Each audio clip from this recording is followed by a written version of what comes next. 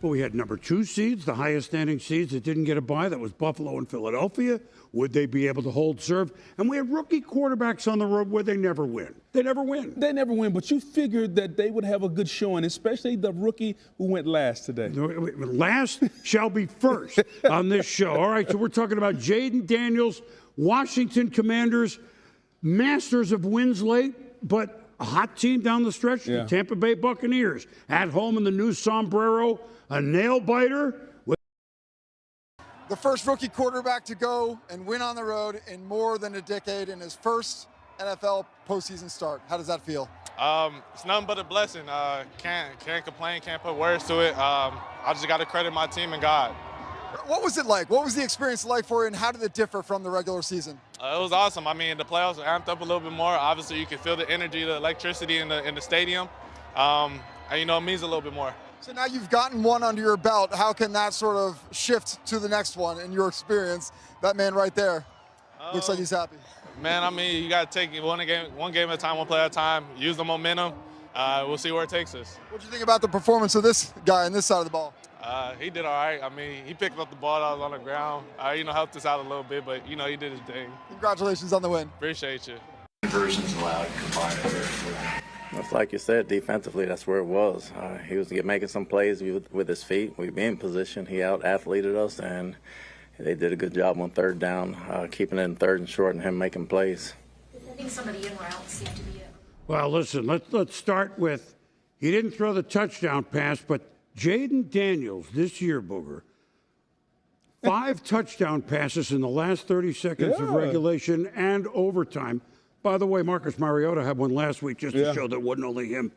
They get the ball with 4:41 to go, and the Bucs don't get it back. They play with no fear, starting by the quarterback and reflected by the coach who goes for it on 4th down, and it paid off with the winning touchdown. Two things stood out. No doubt. 2 things stood out. One, the aggressiveness of Dan Quinn. The team has bought into it. He's done it all year long. They expect it. And 2, you know how we often hear players have it? Jayden Daniels has it, boom. I've seen it back when he was at LSU, and I see it now with the Washington Commanders. He's got it. He doesn't panic. He plays with so much poise. And when the moments are at their biggest, 4th quarter, overtime, 2-minute, he plays his best football, boom. The future's bright in Washington. They got a great quarterback. Think of what they won 4 last year. They hadn't won 12. Now they've won 13, but since 91, which was their Super Bowl year. They hadn't won a playoff game since 2005. New coach, who's been there before with Seattle defensive coordinator, and, of course, Atlanta to the Super Bowl. New quarterback, and some veterans up front who controlled the Bucs line, offensive line. Did you see that? And to add to that, and a new owner also, boom. Yeah, I didn't mean to the short offensive, him. Yeah, exactly. The offensive line controlled the Bucs' defensive line. Anytime you go against the Todd Bowles team, you know you have to prepare for the blitz. Bowles is going to bring a lot of different pressure. And so for this offensive line to prepare and execute against the Todd Bowles defense with their rookie quarterback in that building is tough to play in at night. They were souped up, they were amped up, and to execute at the level they did was absolutely outstanding. Well, congratulations to the Commanders. The Bucs, it was only the 1 turnover, but it was after a goal line stand. They were the only playoff team in the minus of the 14 in there. Again, it doesn't mean that Baker fumbled because of that, but it bites you at some point. Also, the only team on the weekend to win the rushing battle but lose the game. It's one of those anomalies because how good Jayden Daniels was. Well, that was the fun game, that's for sure. And now the big question, by the way, so Tampa Bay won at home in week 1 against Washington, as you probably heard. Week 1, a long, long way from the city of brotherly love. Philadelphia won their game against the Green Bay Packers. Battle of the Green, and the question would be, could the Eagles beat the Packers on both sides of the equator? Think about that. Not often we ask that question on this show. Little trivia. Oh, yeah, now we're at the city of brotherly love. Jalen Hurts concussed, missed the last 2 weeks, and, of course, he's back. Jordan Love, the youngster, hurt a bit last week. What would they have in store? The very first play, the kickoff return? You got to be kidding me. Oh, no! It's a fumble, we think. It's a lot to look at here.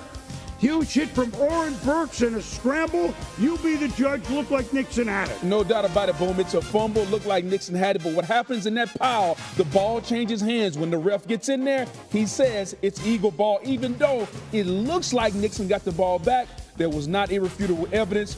Eagles ball. Well, the Packers thought that Nixon would be the one, Keyshawn Nixon, but a famous name in Philadelphia, Jeremiah Trotter Jr. Falls on the ball. Dad was a Pro Bowl player for several years for Andy Reid in those days. By the way, Saquon Barkley, what hadn't he done this year? 16-yard run as the call stands. So the Eagles got a gift on the opening play, and then Jalen Hurts. Do we have time? 1 Mississippi, 2 Mississippi, 3, 8 Mississippi. The Jahan Dotson. First touchdown as an Eagle, 7-0, just like that. He's got plenty of time. The offensive line, 6.7 seconds they gave him. Now a field goal, Philly, by Elliott, 10-0.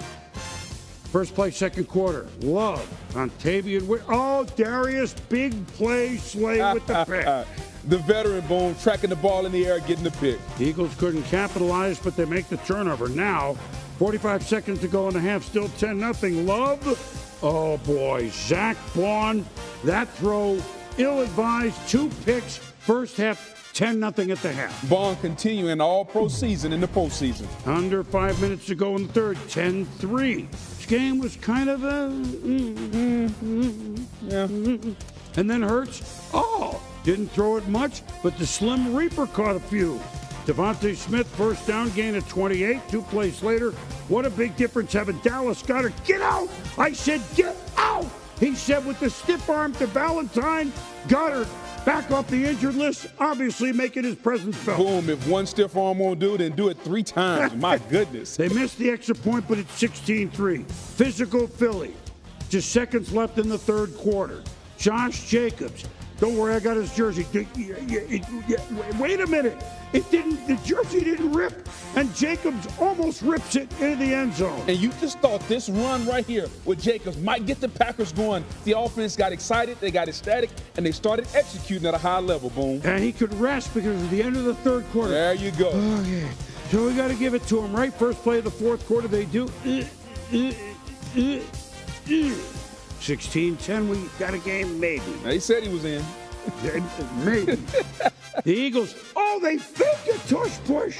My goodness. We haven't seen that, and it was incomplete. But it was third down. It was third down. That's when you try to take a shot. They didn't work. Now you come back on fourth down. You know what's coming. Well, wait a minute. This is actually very interesting. A.J. Brown says he reads a self-help book on the sidelines every game. I don't doubt it. And now,